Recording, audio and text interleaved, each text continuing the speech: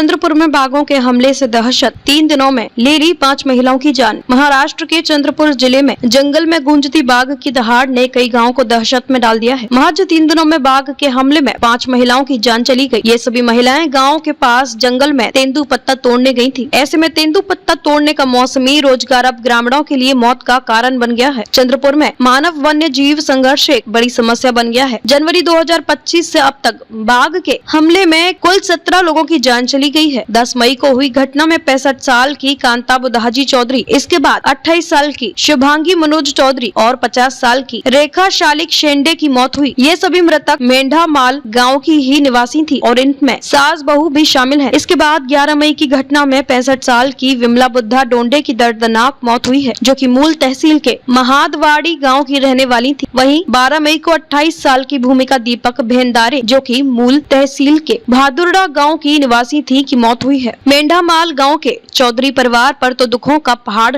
टूट पड़ा है। यहाँ मनोज चौधरी की पत्नी और मां की बाघ के हमले में मौत हो गई है। घर में 2 ही महिलाएं थी। दोनों महिलाओं की मौत के बाद अब घर में 2 छोटे बच्चे 10 वर्षीय सोहम और 8 वर्षीय आराध्या और पिता मनोज चौधरी ही बचे हैं। मनोज के पिता की मौत पहले ही हो चुकी है। ये पूरा परिवार गम में डूबा है। मनोज को अब दोनों बच्चों के परवरिश की चिंता सता रही है।